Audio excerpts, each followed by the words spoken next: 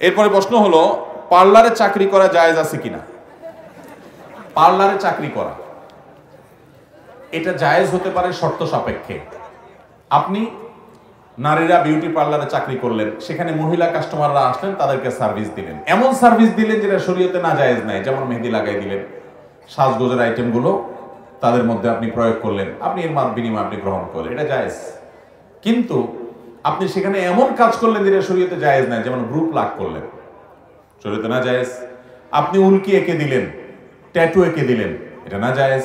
আপনি এমন কোনো কাজ যদি করেন যে শরীয়তে হারাম, তাহলে সেক্ষেত্রে বিউটি পার্লারে সেই কাজ করাটা আপনার জন্য না জায়েজ। কিন্তু বিউটি পার্লারে গিয়ে আপনি মেয়েদের চুল যতটুকু কাটা যায় কাটলেন, সাজগোজ যতটুকু করা যায় করলেন, শরীয়তের সীমার মধ্যে থেকে, সেটা আপনার জন্য জায়েজ আছে। কিন্তু পার্লারে গিয়ে এমন কোনো কাজ করলেন, আপনি বললেন যে কাস্টমার করতে বলছে, এটা তো কাস্টমারের গুনাহ হবে, জি না, আপনি কাস্টমারকে করে দিয়েছেন, আপনিও গুনাহগার হবেন যদি কাজটা গুনাহের হয় এবং হারাম হয়। অতএব পার্লারে কি করছেন সেটা হলো দেখার বিষয়।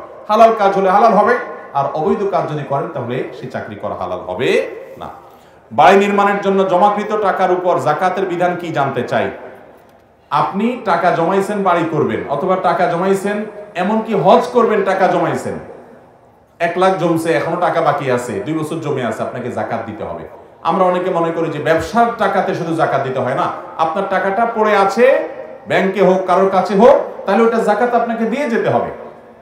টাকাটা জাকাতটা টাকার উপরে আসে, এটাকে জরিমানা মনে করবেন না। আপনি টাকা ব্যাংকে রাখছেন, সেই ব্যাংকে যে রাখছেন তার জন্য প্রসেসিং ফি ব্যাংক প্রতি বছর কাটে কি কাটে না? প্রসেসিং ফি কাটে, তো খরচ আছে।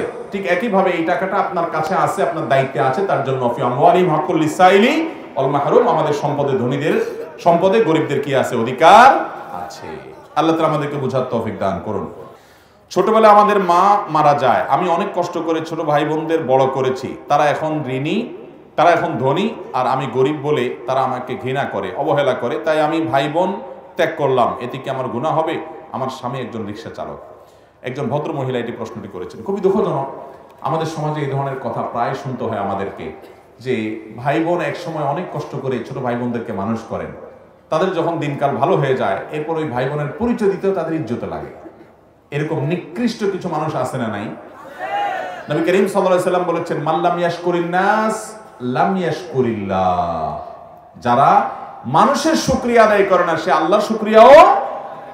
কিছু লোক দেখবেন সমাজে আছে, সব জায়গায় আছে, দেখবেন কি তার আল্লাহ তাআলা দিনকাল ভালো করছেন, অনেক টাকা পয়সা হয়েছে, দিনকাল ভালো হয়েছে, সে দেখবেন লম্বা করে শুকর আদায় করে, আলহামদুলিল্লাহ আল্লাহ আমাকে সবকিছু দিছে।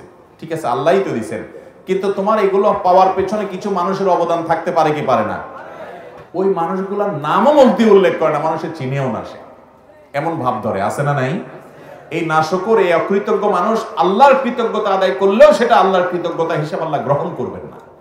এই জন্য মানুষের কৃতজ্ঞতা আদায় করতে, আর ভাই বোনের সাথে যদি এরকম আচরণ করে, সে তো চরম পাপিষ্ঠ এবং আত্মীয়দের সম্পর্কে ছিন্ন করে, নিকৃষ্ট নরাধম। জাহান্নামে যাওয়ার জন্য একটি কাজ যথেষ্ট হবে। কবিরা গুনাহের ভিতরে সবচেয়ে বড় কবিরা গুনাহের ভিতরে একটি।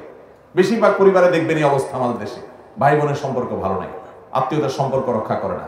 আল্লাহ আমাদেরকে এই ফরজ কাজটা করার তৌফিক দান করুন।